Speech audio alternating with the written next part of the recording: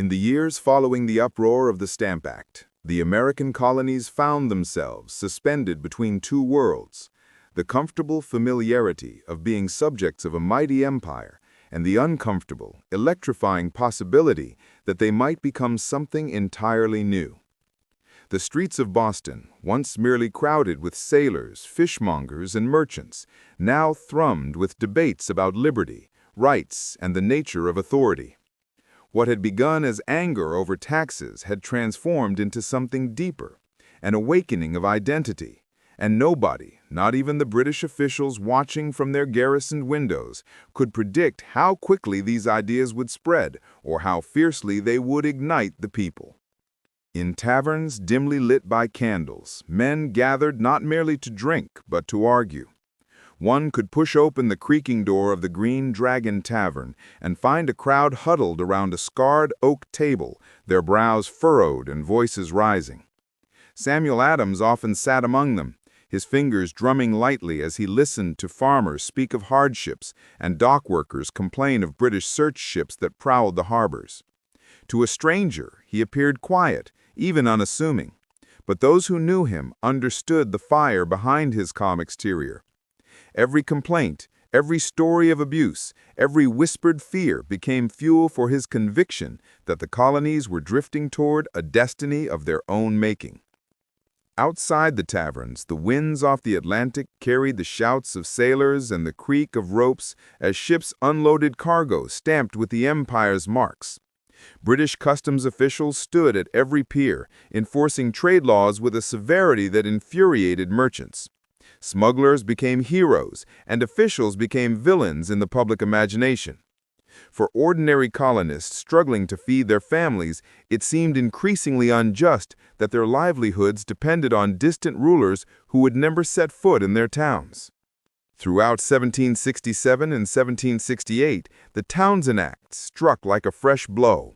Glass, paint, tea, paper, everyday goods now bore the burden of new taxes. The British Parliament insisted the taxes were minor, barely noticeable, but to colonists already raw from the Stamp Act, the meaning mattered more than the cost. If they may tax us in small things, what stops them from taxing us in all things? That question, simple yet powerful, rippled through the colonies.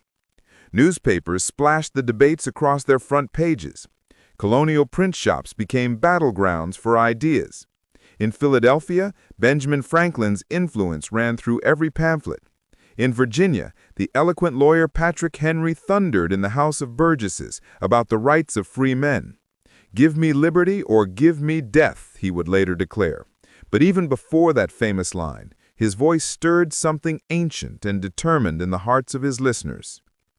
Meanwhile, merchants across the colonies began organizing non-importation agreements. Shelves that once overflowed with British fabrics and fine china slowly emptied. Women, who rarely appeared in official political roles, stepped forward with newfound purpose. They gathered in spinning circles, producing homespun cloth to replace British-made goods. These gatherings, often held in open fields or churchyards, became symbols of unity. The chatter of women's voices, the rhythm of spinning wheels, and the proud display of homemade garments sent a message as powerful as any speech. The colonies could stand on their own. Despite these collective efforts, tension escalated. In Boston, resentment toward the customs commissioners grew dangerously sharp. When the British seized John Hancock's ship, Liberty, accusing him of smuggling, crowds flooded the wharf, shouting, shoving, and hurling insults. British officials fled to the safety of Castle William, alarmed by the fury they witnessed. To restore order, or at least to assert control, the Crown sent soldiers to occupy Boston. Red-coated British troops marched through the narrow streets in crisp formation, muskets gleaming in the sunlight. To some townspeople, this sight offered a sense of security, but to most it was a humiliation. Soldiers filled taverns, competed for jobs with locals, and patrolled as though the town were already conquered. Even children mimicked and mocked them. Tension simmered in every marketplace and alleyway, like a flame just beneath the surface of the candle wick. Yet amid this strain, There were moments of quiet humanity. A young British drummer named Thomas Kent, no older than 16, found himself sitting on a crate near the harbor, watching the waves. A fisherman's daughter named Mary approached, offering him a slice of warm bread. Their conversation was awkward at first, a British soldier and a colonial girl exchanging simple pleasantries, but soon they were speaking of music, families, and dreams. Encounters like theirs reminded many that individuals were not always enemies, even when their governments were. But such fragile moments were always overshadowed by the growing storm. Committees of correspondence began forming across the colonies, linking towns and provinces in a chain of shared information and shared purpose.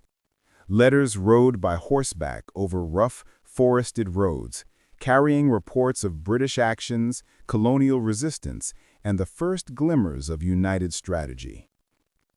Ordinary men who had never met felt bonded by a sense of common cause. A farmer in Connecticut could read the grievances of a blacksmith in South Carolina and feel as though they were standing side by side. Churches, too, played a role in shaping public sentiment. Ministers delivered fiery sermons that blended faith with political urgency. "A people must defend their God-given rights," proclaimed one preacher in Massachusetts as congregants leaned forward, hanging on every word. In the pews, mothers squeezed the hands of their sons, knowing the path ahead would be dangerous, but believing the cause was just. By the winter of 1770, the tension in Boston reached its breaking point. Snow piled along the streets, muffling footsteps, but not anger. Soldiers, cold and bored, wandered the town with little patience for insults. Colonists, weary of occupation, grew bolder in their taunts. All it took was one spark. On a frigid March evening, a lone British sentry stood guard outside the customs house. A group of boys approached, tossing snowballs laced with oyster shells. More people gathered, drawn by the shouts. Soon the crowd swelled, sailors, rope makers, apprentices, and the insults sharpened. "Lobsterbacks," they cried, "go back to your king." The sentry called for help, and several soldiers arrived, forming a small defensive line in the flickering torchlight. The air smelled of smoke, sweat, and fear. The crowd pressed closer. Somewhere behind the soldiers, a voice shouted, "Fire!" or perhaps "Don't fire." Stories would differ afterward. But suddenly, a shot rang out, then another. Screams filled the night. When the smoke cleared, several colonists lay bleeding on the cobblestones. Word of the Boston Massacre, as colonists quickly named it, spread like wildfire. Paul Revere etched the famous engraving, dramatic and exaggerated and politically effective, showing soldiers firing in cold-blooded formation. Copies circulated across the colonies, fueling outrage and cementing the sense that peaceful coexistence with Britain was slipping away. But even in tragedy, moments of remarkable balance emerged. John Adams, cousin of the fiery Samuel Adams, stepped forward to defend the British soldiers in court, not because he supported their actions, but because he believed in fairness and the rule of law. "Facts are stubborn things," he declared in the courtroom, urging the jury not to let anger blind them to truth. His defense preserved a sense of justice and prevented Boston from descending into unchecked vengeance. It also demonstrated something extraordinary. The colonies, even in turmoil, were committed to principles that would eventually form the backbone of a new nation. After the massacre, the Crown repealed most of the township taxes, hoping to ease tensions. For a moment, calm returned. Ships continued their trade, and farmers sowed their fields as though the world had steadied.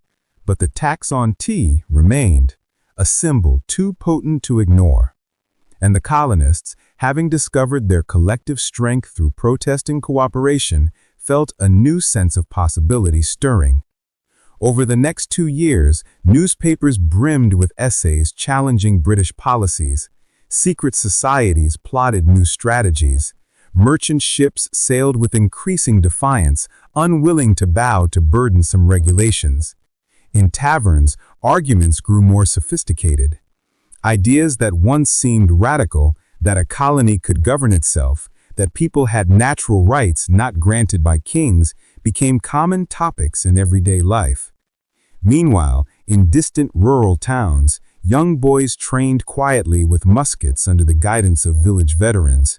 These Minutemen, so named for their ability to rally at a moment's notice, saw themselves less as rebels and more as guardians of their communities. They hoped war would never come, yet prepared for the possibility with solemn determination. By 1773, events abroad pushed the colonies toward another turning point. The British East India Company, struggling financially, were granted a monopoly on tea sales in America. To Parliament, it seemed a practical solution. To colonists, it felt like manipulation, a way to force them to accept taxation by dressing it in cheaper prices. Once again, the principle mattered more than the product. In Boston, the debate over tea raged through the streets as winter winds whipped across the harbor. Samuel Adams spoke passionately at town meetings, insisting that accepting the tea would set a dangerous precedent. Merchants feared for their businesses, and housewives insisted they would drink herbal blends rather than touch British tea. When the tea ships arrived, their crates stacked high with cargo, the harbor became a symbol of defiance. Tensions built for weeks, until one December night, a group of colonists disguised as Mohawk Indians boarded the ships and hurled chest after chest of tea into the icy waters. The harbor surface turned frothy with soaked leaves. The Tea Party, as it would later be called, was both shocking and exhilarating, a bold declaration that the colonies were willing to act. Britain responded with fury. The coercive acts, known in America as the Intolerable Acts, crashed down like iron gates. Boston's port was closed, town meetings were restricted, soldiers gained more power. To the British, this was discipline. To the colonists, it was tyranny. But something remarkable happened next. The suffering of one city became the concern of all. Colonies that had previously argued or competed with one another now sent food, money, and supplies to Boston. Farmers in Virginia loaded wagons full of grain for families they had never met. Ministers in New York urged their congregations to pray and send help for the besieged city. For the first time, the colonies acted with a sense of shared destiny. In 1774, representatives gathered in Philadelphia for the First Continental Congress. In Carpenter's Hall, men from 12 colonies, some bold, some cautious, sat together, their disagreements often as intense as their passion. Yet through hours of debate, a fragile unity took shape. They pledged to support one another, to boycott British goods, and to prepare for the possibility, still unspoken but looming, that the conflict might escalate beyond words. Outside the hall, the streets buzzed with rumors and hope. Ordinary citizens gathered in small crowds, wondering if the delegates inside would guide them toward peace or war. Farmers in the surrounding countryside spoke of the need to protect their families. Merchants worried about their livelihoods. But all agreed on one truth. The colonies were changing, becoming something stronger and more purposeful than anyone had imagined. When the delegates returned home, they carried with them not merely resolutions, but the beginnings of a new identity. The idea of America, still unformed, still uncertain, had taken its first breath. In the months that followed, the British tightened their grip, and the colonies steeled themselves. The road ahead remained perilous, but the people felt a strange mixture of fear and hope. They had endured taxes, troops, trials, and tragedies. They had discovered their voices, their unity, and their courage. Whether they were farmers in Virginia, fishermen in Massachusetts, merchants in Pennsylvania, or frontiersmen pushing westward, they now shared a sense of purpose that transcended their differences.